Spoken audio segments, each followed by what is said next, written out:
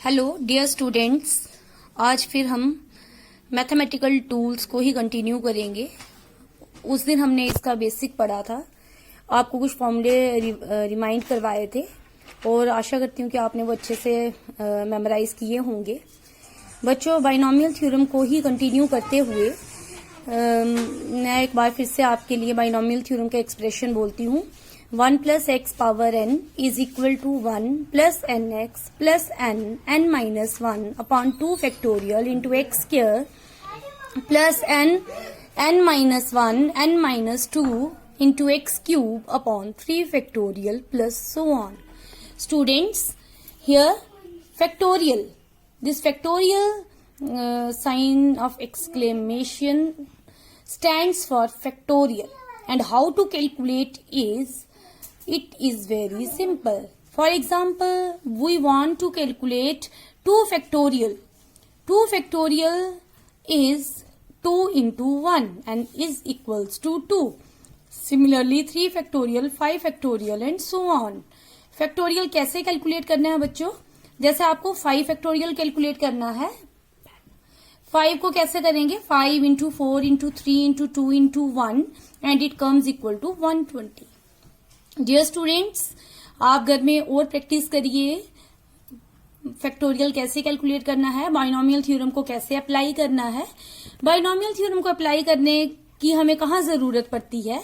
For example, हमारे पास we can simply calculate a plus b whole square, a square plus b square plus 2ab, a plus b whole cube, ये भी हम याद कर सकते हैं। बट जब n वेरी लार्ज हो, जैसे n हो गया आपके पास 23, can you calculate? You can't. तो वहां पर हम किसका यूज करते हैं? बाइनोमियल थ्योरम का। बच्चों, जैसा कि मैंने आपको पहले भी बताया था, मैथमेटिकल टूल्स में हमने बात करनी है डिफरेंशिएशन और इंटीग्रेशन की। ओके, तो स्टार्ट करती हूं आज मैं डिफरेंशिएशन से। और डिफरेंशिएशन में भी, डिफरेंशिएशन मतलब हमने कोई फंक्शन है हमारे पास, उस फंक्शन का हमने डिफरेंशियल कोफिशिएंट कैलकुलेट करना है। उस फंक्शन का हमने, फॉर एग्जाम्पल हमारे पास है dy by dx, है ना, differentiation of y with respect to x, और इसी को हम क्या बोलते हैं? Differential coefficient. And what does it represents? It represents rate of change of y with respect to x। Quite simple. Dear students, differentiation को भी शुरू करने से पहले मुझे लगता है कि हमें एक दो डेफिनेशन को पढ़ना पड़ेगा, और डेफिनेशंस के लिए मैं आपको बताती हूं।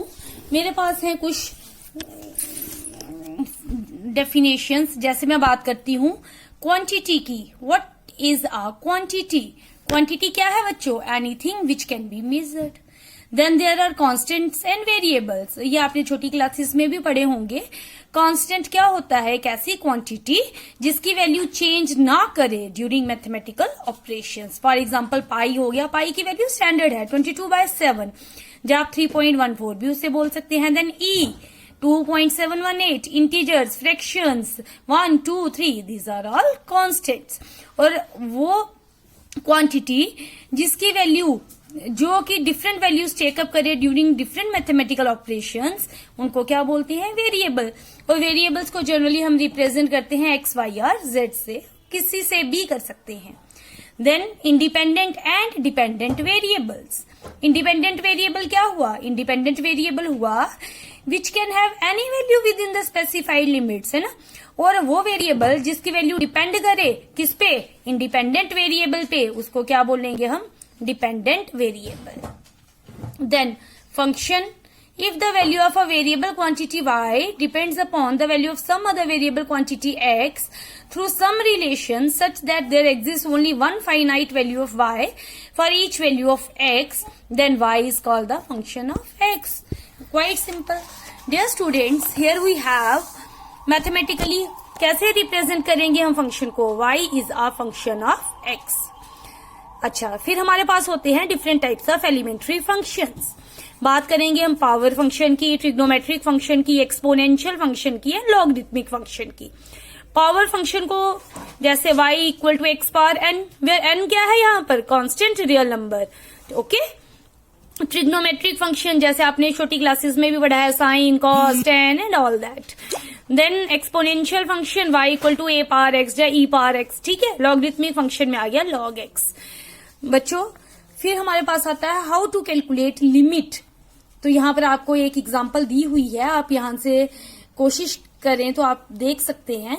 फिर यहाँ पर कुछ स्टैंडर्ड लिमिट्स हैं जो ऑलरेडी कैलकुलेटेड हैं और जो हम डिफरेंशिएशन में यूज करेंगे, वो आपके लिए नीचे दिया गया है 5.2 में। Some important limits used in physics are given below, have a look at. Dear students, अब हम बात करेंगे differentiation and that too by ab initio method, ठीक है। Differentiation by ab initio method. बच्चों एब इनिशियो मेथड को ही हम first principle method भी बोलते हैं। और इस फर्स्ट प्रिंसिपल मेथड या ये जो एब इनिशियो मेथड है, इसमें कुछ स्टेप्स इन्वॉल्व है। और वो स्टेप्स क्या है? सबसे पहला स्टेप है increment. You have to give small increment delta x to x and y will correspondingly be incremented by delta y. Dear students, the second step is subtraction. Subtract first from second, and the third step is dividing, and the fourth one is applying limit. Dear students, let a function is y is a function of x. First step क्या है बच्चों? आपने increment देनी है, y x को आपने delta x से increase करना है, ओके। तो देन सेकेंड स्टेप फॉलो करना है subtraction, y cancels out, delta y is equal to f x plus delta x minus f x. Then the third step is division, dividing both sides of equation 3 by delta x. और आप ऐसे divide करेंगे। Dear students, what delta y by delta x क्या है? Increment ratio in the value of the function f x. In order to obtain the instantaneous rate of change of y with respect to x, we have to calculate the limit delta y by delta x as delta x approaches to 0. Limit apply कर ली, और ये जो limit delta x approaches to 0, delta y by delta x है, इसको हम बच्चे क्या बोलते हैं, किससे रिप्रेजेंट करते हैं? dy by dx। और बोलते क्या है इसको? डिफरेंशियल कोफिशिएंट या फिर derivative of y with respect to x। Here ये आ गया मेरे पास जो फंक्शन मैंने एफ एक्स लिया था, उसकी differentiation d y by d x, okay. और what does this symbol denote? This symbol represents rate of change of y with respect to x. मुझे लगता है आपको क्लियर हो रहा है। Dear students, then there are different types of functions. Dear students, we have power function, trigonometric, exponential, logarithmic as already stated. Now, I come to the power function, और अब मैं पावर फंक्शन की आपको differentiation करना सिखाऊंगी bye ab initio method. अभी मैंने आपको बताया एब इनिशियो मेथड है क्या है बेटा? It is a step wise procedure to differentiate a given function, and the different steps को मैं आपको बड़ा आसान सा तरीका समझाऊंगी। आपने ISDL याद रखना है। ISDL, I stands for increment, S subtraction, D division and L is limit. This is the 4-step procedure. For example, I have been assigned the function y equal to f of x, and here it is a power function x power n. First step increment, increment आपने दे दी। Second step subtraction, आपने subtract करा तो आपने देख लिया बच्चों। फिर उसके बाद है आपका delta y by delta x is equal to, आपको दिख रहा है, तो आपका आ गया x पावर n। ये हमने क्यों किया? क्योंकि हमने बाइनोमियल थ्योरम अप्लाई करनी है, और बाइनोमियल थ्योरम की एक्सप्रेशन सिंपलेस्ट फॉर्म में हम कैसे याद रखते हैं?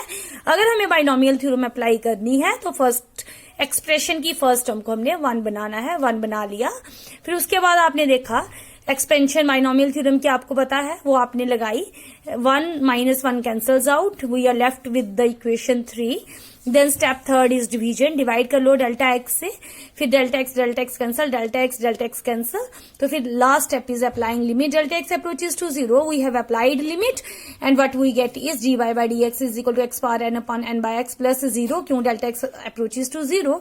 तो बच्चे ये जो है आपका व्हेन बेसिस आर सेम, और क्वेश्चन क्या हो डिवीजन का, तो माइनस होती है पावर, तो आपका क्या आ गया बच्चों? यहाँ पर आपका आ गया dy by dx is equal to nx की पावर n माइनस 1, और इसका मीनिंग क्या हुआ? डिफरेंशिएशन ऑफ xn क्या आ गया आपके पास? nx n minus 1। Similarly you can differentiate other power functions. और ये जो क्वेश्चन आपको दिख रहा है बच्चों, इसको आपने घर में कोशिश करनी है अच्छे से सॉल्व करने की। और अभी हमारे पास इसके अलावा बड़े सारे डिफरेंशिएशन के क्वेश्चन है। ये अभी हमारे पास एब्लिशो मेथड के 4-5 आ जाएंगे, उसके बाद हम बड़ी सारी प्रॉब्लम्स सॉल्व करेंगे। तो होप आपको मेरा वीडियो अपने से मैंने सिंपलेस्ट फॉर्म में समझाने की कोशिश की है। अगर फिर भी आपको कोई क्वेरी होगी तो you can ask questions. Thank you, have a very nice day.